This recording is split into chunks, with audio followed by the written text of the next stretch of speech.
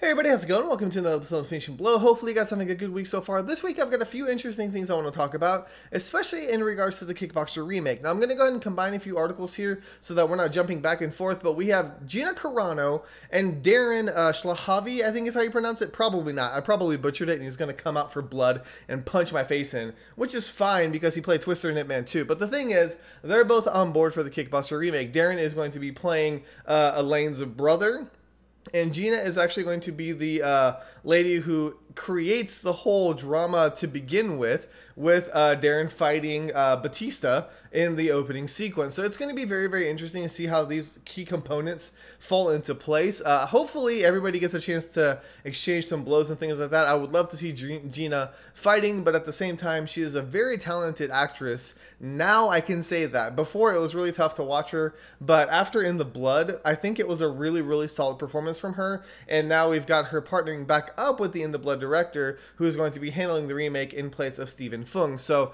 there's been a lot of changes, a lot of shuffling around with the remake, but the key components are still there, and they are definitely making up for the losses that they have. You got Jean-Claude Van Damme jumping on board, you've got Darren and Gina now on board, and it's a really, really reassuring thing to know that they're not just throwing just anybody in here. You know, they lost Tony Jaa, they lost Stephen Fung, they weren't able to get Scott Adkins, but they still have some very talented people throwing their hat into the ring, and I think that is going to be a good thing. So at least right now we know that it is salvageable. Hopefully the action, the story, everything is going to be good, and we'll be able to learn more about this film as the weeks progress. Moving forward, we also have some information that Brotherhood of the Blades, which I actually reviewed last week, is getting a sequel, or a prequel sequel, if you want to call it that.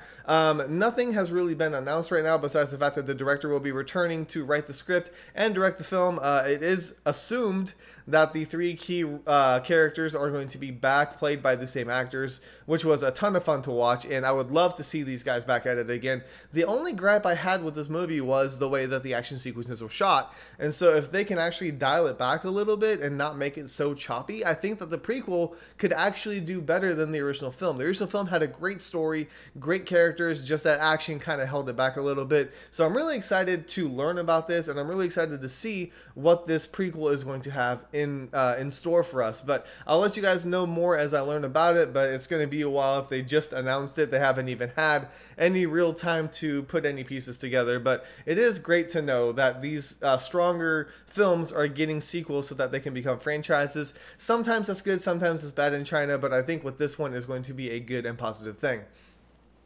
Next up, though, we also have images now of Frank Grillo training with Iko and Yayan. Yes, finally, with, is it Skyline Beyond, I think it's called? They're actually training, and we've got some images that Frank posted on his Twitter of them doing some things. He says, I think it was, his exact quote was, "The Raid meets War of the Worlds" is what this film's going to be like. I don't know exactly what that means. I really hope it means that, like, they're going to have Mad Dog style action just taking on aliens, because that would be absolutely fantastic.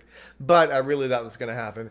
It still makes me curious about this film. Now, what's really interesting about the fact that Frank is training with these guys, though, is the fact that he is attached to the Raid remake as well. So he could actually be training with them for two separate films while they're working on this project. How Ego and Yaya are going to fit into the Skyline timeline, I'm not sure. But if it's really, really going to be a sequel or a story that's going to run concurrently with the original, I may have to watch it. I'm not sure when that's going to happen. Let me know if you guys like the original film, if it's even worth watching, or if I'm not really going to miss anything, because I'll definitely watch something else if my time can be used better with something different. Anyways, we're going to just keep on pushing forward. I feel like I'm going really fast, so it's probably because I combined some articles. We had a trailer for Taylor Lautner's most recent film. It's called Tracers. And it's really, really interesting because I feel like Taylor Lautner is underutilized. And I know a lot of you guys are going to hate on him because of Twilight. That's totally understandable. But he's a really, really talented martial artist. He's a martial artist through and through, very skilled, very efficient fighter. And I feel like he's always been underutilized. Abduction was a huge letdown because they didn't let him fight any real opponents. It was just him against a few old guys, and that was it. And it was really, really disappointing.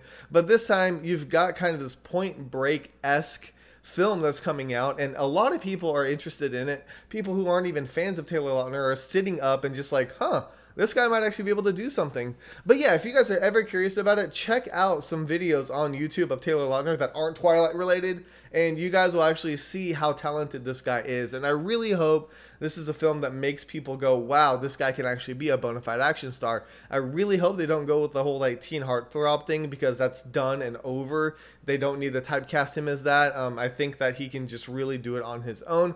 But anyways, the trailer is really, really cool. It does have some Thai subtitles for some strange reason, but for now, at least we get to see the trailer. So be sure to check it out. Let me know what you guys think about that trailer and if you're excited about that film. And lastly, rounding out this video, which seems to be ridiculously short for some reason, I did a review for Guardians of the Galaxy. Now, I know what some of you guys are going to be thinking. Why? Why did you review Guardians of the Galaxy? You're a martial arts movie website. Why would you do that? Here was my logic. I figured, you know what? I watched Captain America, the Winter Soldier, and it had good action sequences in it. It had some good fights in it. So maybe Marvel's kicked that up a notch. Maybe I'll give Guardians of the Galaxy a try. And I did. I gave it a shot. I went ahead and picked it up. It's been a huge hit for a lot of people. And so I figured, hey, a lot of people told me to watch Winter Soldier. I'll watch Guardians of the Galaxy. And that's kind of what happened. I'm thinking next week I'll probably go back to a more like traditional martial arts style film.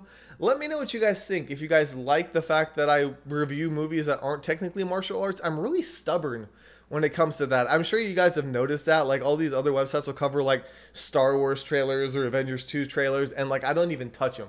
If it has nothing to do with martial arts, I won't touch it. But I figured I'd already watched the film and I didn't have enough time to get another film worked in. 9 times out of 10, the one movie that I review is the one movie I have a chance to watch, because I'm juggling so many different things. Some of you guys know I work full time. I've got some freelance writing that I do, plus the fact that I have my own Let's Play channel. So yeah, time is of the essence, and I try to pick a movie that I think you guys will be happy with and interested in. But yeah, be sure to let me know in the comments if you guys agree with the review, disagree with it.